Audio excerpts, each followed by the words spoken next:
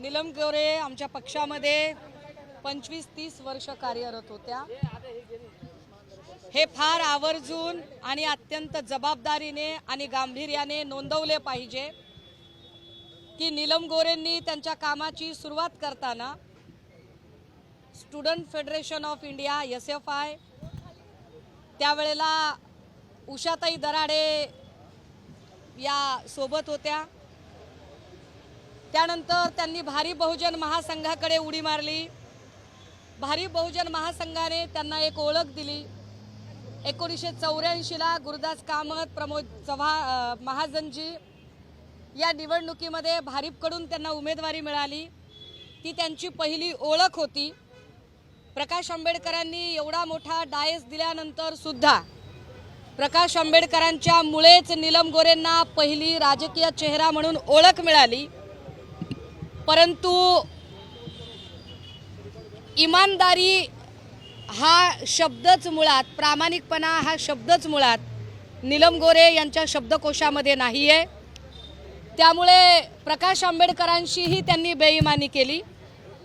नंतरच्या काळात त्यांनी पवार साहेबांच्या पक्षामध्ये प्रवेश केला। पवार साहेबांचं महिला धोरण होतं, त्यामुळे त्यांनी अनेक महिलांना नेतृत्वाची संधी दिली, त्यात नीलम गोरे एक। परंतु त्याही संधीचं त्याची जाणीव न ठेवता, मी जसं म्हटलं की इमानदारी हा शब्द त्यांच्या शब्दकोशात नाही, त्यांनी पवार साहेबांशीही आणि त्यांच्या पक्षाशीही बेईमानी केली। आधी त्यांनी प्रकाश आंबेडकरांशी बेईमानी केली, नंतर त्यांनी पवार साहेबांशी बेईमानी केली, मग त्या आमच्याकडे आल्या। आमच्या पक्षातल्या कित्येक निष्ठावंत लोकांची संधी त्यांनी हिरावून घेतली। मातोश्रीवर सातत्याने पडीक राहून निष्ठावंत लोकांच्या बद्दलची मतं कलुषित करणे, एवढेच प्रमुख काम त्यांनी चोखपणे बजावले। ज्या नीलम गोरेंना पक्षाने 4 वेळा आमदारकी दिली, त्या नीलम गोरेंनी शहरातला एक नगरसेवक सोडा, त्या राहतात त्या भागात मॉडेल कॉलनीमध्ये साधी शिवसेनेची शाखा सुद्धा उभी केली नाही। त्या नीलम गोरे ज्यांनी पक्षाच्या संघटनेसाठी म्हणून कुठलंही काम केलं नाही, उलट पक्ष संघटनेमध्ये लोकांचे प्रवेश कसे थांबवता येतील, लोकांना कसं बाजूला ठेवता येईल, शिवसैनिकांची कायम हिडीस व्यवहार करणे। मी स्वतः नीलम गोरेंकडे 2017 ला जाधवर ग्रुप ऑफ इन्स्टिट्यूटच्या कार्यक्रमाच्या वेळेला शिवसेनेत पक्षप्रवेश करण्याच्या संदर्भात विनंती केली होती, पण नीलम गोरेंनी 2017 ते 2022 पर्यंत माझा पक्षप्रवेश होऊ दिला नाही। अक्षरशः नीलम गोरेंना न सांगता गुपचूप, म्हणजे पक्षप्रवेश होईपर्यंत नीलम गोरेंच्या कानावर पडू नये याची काळजी अनेक नेत्यांनी घेतली आणि सन्माननीय सचिन भाऊ आहिर यांच्या उपस्थितीत माझा पक्षप्रवेश होऊ शकला। हे उदाहरण यासाठी की नीलम गोरे कधीही कुणालाही पक्षात येऊ देत नाहीत, वाढू देत नाहीत। पक्षात कुणाला प्रवेश द्यायचा, कुणाला नेमणूक द्यायची, कुणाला जबाबदारी द्यायची, कुणाला पद द्यायची, हे सगळं काम नीलम गोरे बघायच्या। आता जर त्यांचं असं म्हणणं असेल की त्यांनी 2 मर्सिडीज दिल्या वगैरे त्याच्या सांगत आहेत, तर माझा साधा प्रश्न आहे, हडपसर भागामध्ये PMT ने डिस्पेन्सरीची प्रॅक्टिस करण्यासाठी जाये करणाऱ्या नीलम गोरे यांनी पहिली आमदारकी घेण्यासाठी 2 मर्सिडीज कुठून आणल्या, हे का सांगावं लागेल त्यांनी आम्हाला। की जर त्यांना आम्ही आमदारकी दिली आणि पद देण्यासाठी जर मर्सिडीज असतील, तर नीलम गोरेंनी सुद्धा मर्सिडीज दिल्या असतील कदाचित। मग नीलम गोरेंनी मर्सिडीज कुठून आणल्या, कारण त्या तर PMT ने ये जा करायच्या। नीलम गोरेंचा असा कोणता व्यवसाय आहे की ज्यामुळे त्यांची 2-250 कोटीची प्रॉपर्टी वाढली? नीलम गोरेंची खाती सुद्धा तपासावी लागतील आता, भारतातली आणि भारताच्या बाहेरची, लंडन वगैरे कुठलीही। मला अजिबात कुठल्याही इतर लोकांना याच्यात ओढायची इच्छा नाहीये, परंतु साहित्य संमेलनामध्ये साहित्यिकांना बोलावलं जातं इथपर्यंत ठीक आहे। साहित्य संमेलनामध्ये ज्या व्यक्तीला बोलावलं जातं त्याचं एखादा कविता संग्रह, एखादा वैचारिक संग्रह, समीक्षा ग्रंथ, एखादा काही कादंबरी, कथा, गेला बाजार, चारोळी संग्रह तरी प्रकाशित असावा। नीलम गोरेंना कोणत्या निकषाने साहित्य मंडळाने आणलं होतं, साहित्य मंडळाची कोणती अगतिकता अपरिहार्यता होती, हेही स्पष्ट झालं पाहिजे। नीलम गोरेंचं मी समजू शकते, कारण स्वतःला प्रमाणित करून घेण्याची नामी संधी त्या प्रत्येक वेळेला शोधत असतात, त्यामुळे त्यांचं मी समजूच शकते। पण साहित्य मंडळाने कसं काय त्यांना त्याच्यामध्ये इन्व्हिटेशन दिलं होतं आणि तिथे जाऊन त्या मंचाचा वापर ज्या पक्षावर चिखलफेक करण्यासाठी त्यांनी केला, त्याच पक्षाने त्यांना 4 वेळा आमदारकी दिली आहे।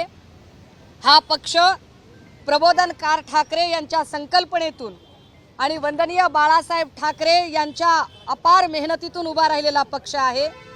या पक्षाने महाराष्ट्रातल्या गावखेड्यातल्या छोट्यातल्या छोट्या समूहाला प्रतिनिधित्व देण्याचा प्रयत्न केला आहे। मात्र असं असताना या पक्षावर आणि पक्षप्रमुखांवर चिखलफेक करण्याचा नीलम गोरेंचा प्रयत्न अतिशय केविलवाणा आहे।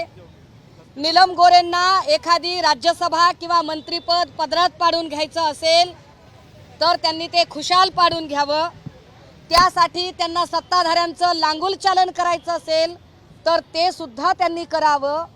परंतु ते लांगुल चालन करताना प्रबोधनकार ठाकरे आणि वंदनीय बाळासाहेब ठाकरे यांनी जी अत्यंत उदात्त परंपरा जोपासली आहे आणि छोट्यातल्या छोट्या समूहाला प्रतिनिधित्व देण्याचा प्रयत्न जो शिवसेनेकडून झाला आहे, मग तो या कल्पनाताई नरहिरे असतील, खासदार चंद्रकांत खैरे असतील किंवा तुमच्या समोर उभी राहून बोलणारी सुषमा अंधारे असेल, या सगळ्या परंपरेच्या मुळावर घाव घालण्याचा त्यांचा प्रयत्न अश्लाघ्य आहे।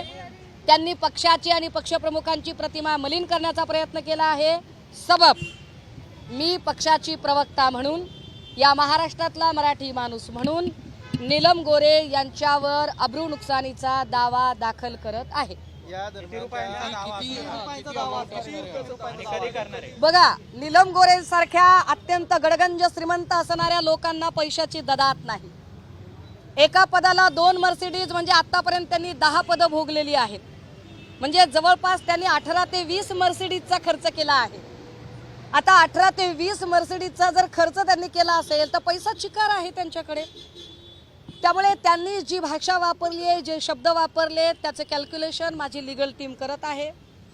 माझ्या लीगल टीमकडून त्याचं ड्राफ्टिंग सुरू आहे।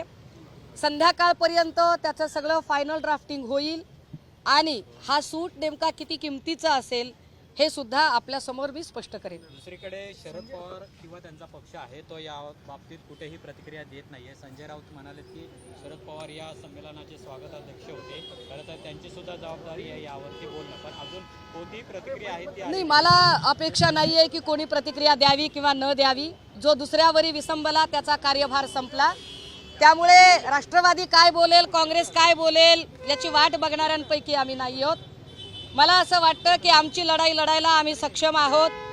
ज्यांना त्यांच्यासोबत मंच शेअर करायचे त्यांनी शेअर करावेत, ज्यांना त्यांचा पाहुणचार स्तुतीसुमन जे करायचे ते त्यांनी करावं। आम्हाला त्याच्यावरही काहीच आक्षेप नाहीत, बोलायचं नाहीये। आमची लढाई लढण्यासाठी आम्ही समर्थ आहोत, सक्षम आहोत। त्यामुळे कोण काय बोलतंय किंवा बोलत नाही हा मुद्दा माझ्यासाठी महत्त्वाचा नाही। शिवसेनेमध्ये भास्करदादा जाधव असतील, नितीन बानगुडे असतील, अंबादास दानवे असतील, सुषमा अंधारे असतील, खमकी लोक आहेत आणि आम्ही पुरेसे आहोत। इंटर पार्टी डिलिंगवरती काय बोललं जातं म्हणजे आता त्या मर्सिडीजबद्दल बोलले, आता एकनाथ शिंदे म्हणले की महाराष्ट्रात कसे खोटे पोहोचवले जात होते, याबद्दल त्यांनी नाही। मग याचा अर्थ असा आहे की ह्या सगळ्या लोकांचे हात भ्रष्टाचाराने माखलेले आहेत। उलट माझं असं म्हणणं आहे की जर असे व्यवहार होत असतील, कारण मला तर पक्षात येऊन 2-2.5 वर्ष झाली, त्या 25-30 वर्ष पक्षात होत्या आणि त्या आस्थानाचा काळ त्या सांगत आहेत। जर त्या आस्थानाच्या काळात असं काही घडत असेल तर निश्चितपणे त्याच्या लाभार्थी त्या स्वतः असतील, कारण त्यांनी काल म्हटलं की कलेक्शनचं काम एकनाथ शिंदेंवर होतं। त्यामुळे एकनाथ शिंदेला आणि नीलम गोरे या दोघांनाच माहिती असेल की नेमकं किती कलेक्शन झालंय आणि किती नाही। त्यामुळे एकनाथ शिंदेकडे कलेक्शन होतं असं जेव्हा नीलम गोरेंनी काल सांगितलेलं आहे, तर एकनाथ शिंदेंची सुद्धा आता ही जबाबदारी आहे की नीलम गोरेंनी सांगितलेलं कलेक्शन किती त्यांच्याकडे आहे, काय काय आहे त्याची टिप्पणी त्यांनी जाहीर केली पाहिजेत। ते असं म्हणाले की ही सगळी घटना जी आहे माझ्या बाबतीमध्ये घडलेली नाही, मात्र मला त्या घटनेचा अनुभव आला किंवा इतरांकडून मी ते ऐकलेलं आहे। नाही, इतरांकडून ऐकून कसं काय तुम्ही बोलू शकता? इतरांनी जर शेण खाल्ल्याची बातमी दिली तर शेण खाल्ल्याच्या बातमीवर त्या शिक्कामोर्तब करणार आहेत का? नीलम गोरे म्हणजे कुणी गल्लीतली लल्लू पंजू बाई नाही आहे. नीलम गोरे पक्षाने ज्यांना 4 वेळाची आमदारकी दिली आणि ज्यांना विधान परिषदेच्या सभापती पदापर्यंत पोहोचवलं, अशा एका महिलेकडून आलेलं वक्तव्य आहे. त्यामुळे त्यांचं वक्तव्य इतकं बेसलेस आणि इतकं बेताल असू शकत नाही. त्यांनी त्यांचं म्हणणं सिद्ध करावं लागेल, ते कोर्टात सिद्ध करावं लागेल, अन्यथा नाक घासून माफी मागावी लागेल. संजय राऊतांनी आज जी भाषा वापरली की त्या निर्लज्ज बाई आहेत किंवा नमक हराम आहेत, संजय राऊत असं म्हणाले की मी त्या पदावरती बोललो नाही, व्यक्तीवरती बोललो. एखाद्या महिलेविषयी अशा पद्धतीने शब्द वापरणं, एक लक्षात घ्या, ऐका ऐका, हे असले विक्टिम कार्ड खेळणं बंद करा आणि ह्या सुसंस्कृत भाषा बी बंद करा. त्या मार्कडवाडीमध्ये गोपीचंद पडळकर आणि सदाभाऊ खोतला जेव्हा पाठवलं आणि पवार साहेबांच्या आजारावर आणि त्यांच्या चेहऱ्यावर अत्यंत गलिच्छ भाषेत टिप्पण्या झाल्या, त्यावेळेला फिदी फिदी हसणारे हेच भाजपाई होते ना. त्यावेळेला सुसंस्कृतता आठवली नाही यांना. सुप्रिया सुळे यांच्याबद्दल भिकारचोट शब्द वापरणाऱ्या अब्दुल सत्ताराला मंत्रिपद देताना तेव्हा सुसंस्कृतता आठवली नाही. पूजा चव्हाणच्या बलात्काराचा आरोप असणाऱ्या संजय राठोडला मंत्रिपद देताना सुसंस्कृतपणा आठवला नाही. सुषमा अंधारेबद्दल अत्यंत गलिच्छ भाषेत बोलणारा वाचाळ शिवराळ संजय शिरसाट, त्यावेळेला तुम्हाला सुसंस्कृतपणा आठवला नाही. बात निकलेगी तो दूर तलक जाएगी. नीलम गोरे आमचं देणं लागतात. कर्तृत्व नसताना अनेक लोकांची संधी अडवून नीलम गोरेंनी अनेक पदं उपभोगली. मला अशी वेळ त्यांनी आणू नये की मी पत्रकार परिषद घेऊन भारी बहुजन महासंघापासून, आय रिपीट वन्स अगेन, भारी बहुजन महासंघामध्ये प्रकाश आंबेडकरांच्या सहकारी म्हणून काम करत होत्या तेव्हापासून ते आत्तापर्यंत त्यांनी काय काय केलं, काय काय नाही केलं, या सगळ्या गोष्टी मला बाहेर काढाव्या लागतील. आणि त्याची साक्ष देणारे असंख्य लोक आहेत. प्राध्यापक महेंद्र कांबळे असतील, जयदेव गायकवाड असतील, उषा दराडे असतील, किंवा कितीतरी चळवळीतले लोक आहेत. अगदी आमदार पाशा पटेलांचा काल फोन आला. पाशा पटेलांनी म्हणा, आयला इतकं दिल्यावर कसं काय बाईंनी इतकं बेताल वक्तव्य करावं. म्हणजे कुणालाही हे वक्तव्य पटलेलं नाही, चळवळीतल्या अनेक लोक.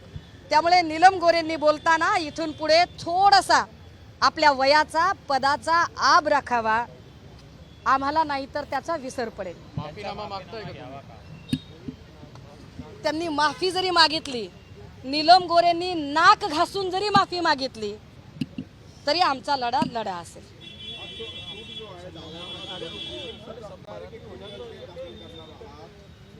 हा आता लीगल टीम सकाळपासून या सगळ्या गोष्टींवरती काम करत आहे आणि लीगल टीमचं फायनल ड्राफ्टिंग माझ्या हातात 4 ते 5 वाजेपर्यंत येईल. तेव्हा मी अजून माहिती माझ्या अधिकृत अकाउंटवरून ही सगळी आपल्यापर्यंत पोहोचवेल. नरेश मस्के असं म्हणाले की संजय राऊतांची मुलाखत साहित्य संमेलनामध्ये झाली नाही, तेव्हा शरद पवारांनी एकनाथ शिंदेचे कौतुक केलं म्हणून संजय राऊतांचा तिळपापड झालाय आणि त्यावरूनच त्यांनी आजची जी नीलम गोरेंवरती केलेली टीका आहे ती दिसून येतं की संजय राऊतांना राग आलेला आहे. छोट्या मोठ्या उंदरांवर मी व्यक्त होऊ नये. पुढे नीलम गोरे हमारी पार्टी की 4 बार MLC रह चुकी है. नीलम गोरे स्टूडेंट फेडरेशन ऑफ इंडिया, बाद में भारी बहुजन महासंघ, उसके पश्चात राष्ट्रवादी कांग्रेस और फिर शिवसेना में आई थी. नीलम गोरे और ईमानदारी, यह दोनों शब्द इकट्ठे अच्छे नहीं लगते हैं. नीलम गोरे ने हर एक पार्टी के साथ अपनी जिस तरह से अपने बर्ताव का सबूत दिया है, उससे हमें उनसे कोई ज़्यादा उम्मीद नहीं है. किंतु जिस पार्टी के 4 बार सदस्यता लेने के बावजूद अगर आज उनको ऐसे लगता है कि वह भारतीय जनता पार्टी की ओर से या और किसी की ओर से राज्यसभा की सदस्य या मंत्री बन सकती है, वो बने. हमारी शुभकामनाएं उनके साथ है.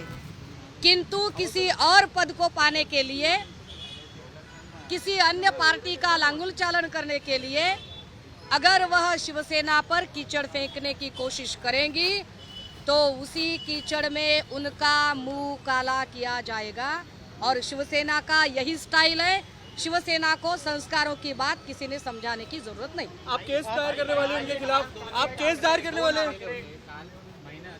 केस दायर करने वाले हैं आपके खिलाफ। याच्याकडे कसं बघताय मुंबई महानगरपालिकेची तयारी आहे काय? राज ठाकरे उद्धव ठाकरे हे भाऊ आहेत हे कृपया विसरू नये. ते महिन्यातून 3 वेळा नाही ते 30 दिवसातून 30 वेळा सुद्धा एकत्रित येऊ शकतात. त्यांचं कौटुंबिक एकत्रित येणं आणि राजकीय भूमिका घेणं या 2 वेगळ्या गोष्टी आहेत. अजित पवार आणि शरद पवार एकत्र येणं ही जशी कौटुंबिक गोष्ट आम्ही समजतो, परंतु त्याचे राजकीय संदर्भ आम्ही लावत नाही. अगदी त्याच पद्धतीने उद्धव ठाकरे आणि राज ठाकरे हे कौटुंबिक नातं म्हणून कितीही वेळा एकत्र येऊ शकतात. म्हणून एकत्र येऊ का नाही त्या दोघांनी आणि नाही, त्यांनी यावं का नाही हे बघा, त्या दोघांनी यावं का नाही हे ठरवायला ते दोघे प्रचंड सक्षम आहेत. मी माझ्या पक्षाची फक्त भूमिका मांडणाऱ्यांपैकी आहे.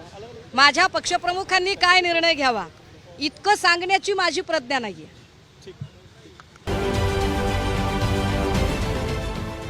देश विदेशातील प्रत्येक घडामोडींचे लाईव्ह अपडेट मिळवण्यासाठी आता साम टीव्हीच्या सर्व सोशल मीडिया प्लॅटफॉर्मला लाईक, फॉलो आणि सबस्क्राईब करा. तसंच सर्व नोटिफिकेशनसाठी बेल आयकॉन प्रेस करायला विसरू नका.